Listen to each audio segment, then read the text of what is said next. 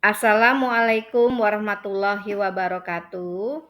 Perkenalkan, saya Sifahayu SPD MPD, Kepala SMP Negeri 1 Sungkai Tengah, CGP Rekognisi Angkatan 10 Provinsi Lampung. Kali ini saya akan mencoba untuk melaksanakan demonstrasi kontekstual modul 1.4 segitiga restitusi. Segitiga restitusi. Segitiga restitusi adalah sebuah strategi dalam disiplin positif yang membantu individu untuk memperbaiki kesalahannya dan kembali ke kelompok dengan karakter yang lebih kuat. Proses segitiga restitusi. 1. Menstabilkan identitas. Mengubah fokus dan kesalahan individu jadi identitas positifnya. 2. Validasi tindakan. Membantu individu memahami konsekuensi dari kesalahannya tanpa membuatnya merasa malu atau bersalah. 3. Menanyakan keyakinan. Membantu individu untuk memahami keyakinan yang mendasari perilakunya dan mengembangkan keyakinan yang lebih positif. Adapun skenario praktik segitiga restitusi demonstrasi kontekstual modul 1.4 sebagai berikut. Peran utama dalam praktik segitiga restitusi ini adalah 2 orang, yaitu saya sebagai kepala sekolah dan siswa saya yang bernama Risma, yang memerankan siswa pada kasus 1 sebagai Risma dan pada kasus 2 sebagai Nia.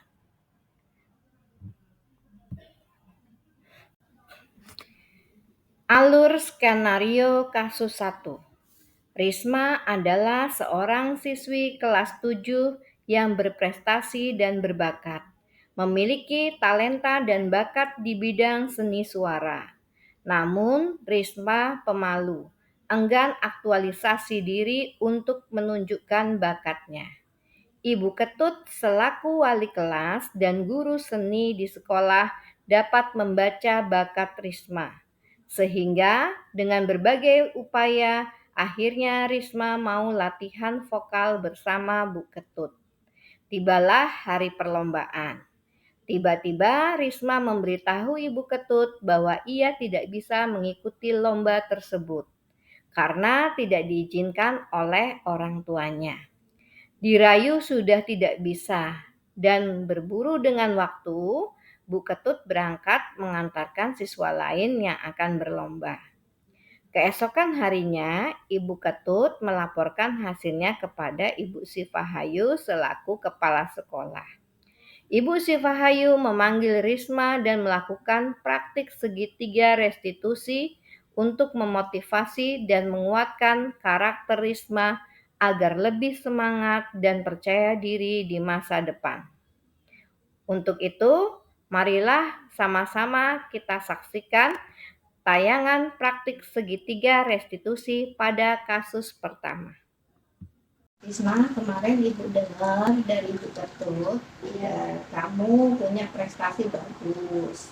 Terus setelah dibina sama Bu Ketut, kamu ditunjuk untuk mewakili sekolah ikut lomba solo.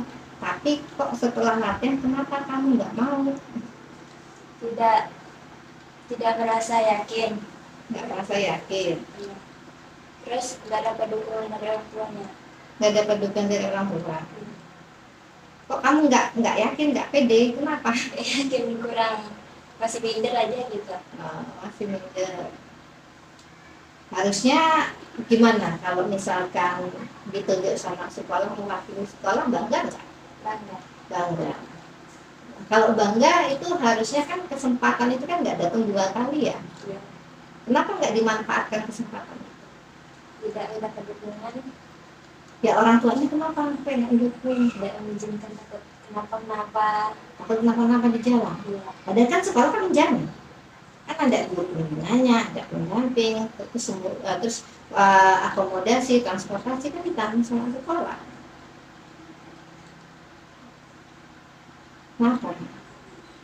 Kan sayang tuh potensinya si Risma kalau nggak dikembangkan, ya kan? Risma punya cita-cita nggak jadi apa? Dokter.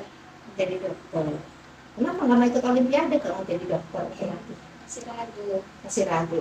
Ini Risma kan sekarang masih kelas 7. Kalau seumpama nanti tahun depan ada lomba ini lagi, mau nggak Risma menjadi apa perwakilan sekolah, ditunjuk mewakili sekolah itu perwakilan. Kemudian supaya nanti orang tuanya mendukung, apa yang harus Risma lakukan? Meyakinkan mereka untuk mengizinkan mengikuti Iya. Terus posisi Risma untuk meyakinkan orang tua bahwasanya Risma layak, Rismanya sendiri harus ngapain? Terus belajar giat, harus mendapatkan juara. Oke ya, dan harus itu yakin ya Risma punya potensi, punya kemandirian, punya keterampilan, punya prestasi yang patut untuk ditunjukkan kan ya, pada orang tua. Jadi tindakan Risma sekali ini Risma nggak ikut mewakili sekolah, nggak ikut lomba karena dia orang tua nggak apa-apa, ya kan? Tapi Risma kan tahu kesempatan itu nggak akan datang 2 kali, ya kan? Nanti kalau dapat kesempatan lagi jangan sampai disia-siakan. Nah terus Risma tahu bahwasanya menyesal itu kan selalu belakangan kan? Ya. Jadi kan posisi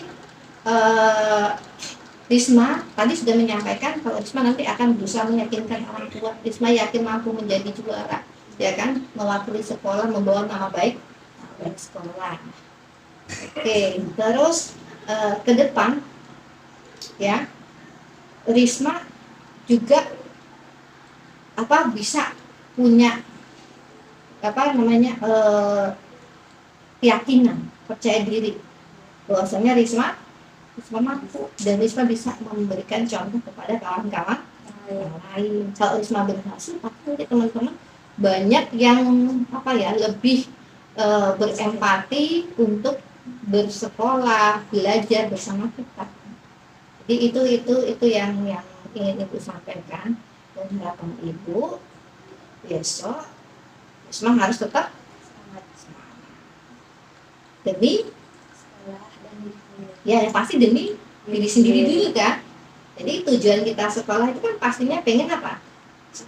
Sukses untuk meraih masa depan. Jadi tolong ya Risma ya, tahun besok nanti Risma kalau ada kesempatan lagi jangan sampai terlewatkan. Oke? Oke, terima kasih. Alur skenario kasus 2. Nia adalah seorang siswa kelas 7 yang akhir-akhir ini sering tidak masuk sekolah. Bu Sifahayu selaku kepala sekolah mendapat laporan dari wali kelas yang merasa khawatir dengan kondisinya dan penasaran. Bu Sifa memutuskan untuk memanggil Nia berdialog untuk mencari tahu alasannya. Setelah berdialog, Bu Sifa jadi tahu alasan Nia jarang masuk sekolah. Dan melalui dialog itu, Nia merasa diperhatikan dan menyadari tindakannya yang salah, serta menemukan solusi dan konsekuensi atas segala tindakannya didasarkan pada keyakinan kelas. Ya, Waalaikumsalam. Duduk ya. Nia tahu nggak kenapa Ibu panggil? Hah? Kenapa? Kemarin kata wali kelas kamu sering nggak masuk sekolah. Benar apa enggak? Kamu tahu nggak kalau yang kamu lakukan itu benar apa salah? Salah. Salahnya kenapa? Nah, jarang masuk. Jarang masuk. Terus kalau kamu nggak masuk apa ya? Biasanya bantu orang tua, Bu. Bantu orang tua. Bantu orang tua apa saja? Biasanya jaga rumah, Terus bersih-bersih. bersih-bersih. Terus kalau sekolah itu apa bukan bantu orang tua? Bantu orang tua. Mana yang lebih penting, sekolah dan bantu orang tua di rumah? Sekolah. Sekolah. Kira-kira nanti eh, dia itu apakah akan tetap apa namanya sering nggak masuk sekolah? Enggak. Akan diulang. Jadi ibu tidak menyalahkan Nia kalau sekali nggak masuk sekolah. Tetapi ketika nggak masuk sekolah itu harus ada aturan yang dipatuhi, ya kan? Nah, Nia tadi kan sudah paham kalau ketika Nia nggak sekolah itu Nia kan akan banyak apa namanya banyak kerugian kan? Ruginya apa saja coba nggak sekolah? Tidak mendapat pelajaran, Terus ketinggalan pelajaran. Terus kalau jarang sekolah, kira-kira cita-citanya capai apa? Capai. Jadi harusnya seperti apa? Rajin sekolah. Rajin sekolah. Kalau misalkan suatu ketika nih nggak bisa menepati apa namanya kewajiban dia, dia nggak bisa rajin sekolah, itu konsekuensinya apa untuk dia? Dapat sanksi. Kalau sanksi. Kira-kira sekolah boleh memberikan sanksi apa kalau dia nggak sekolah? Sanksinya yang boleh dikasih sekarang apa? Ya, yang sekolah. Yang Nia siap apa namanya sebagai pengganti kalau Nia nggak sekolah apa?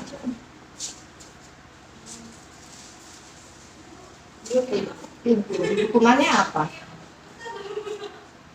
Ikut sama gurunya aja. Ikut sama gurunya. Jadi biasanya guru ngasih hukuman berupa apa? Biasanya hukumannya disuruh bawa alat bersihan, Terus atau bersih-bersih, terus atau bersih-bersih lingkungan. Bersih lingkungan ya.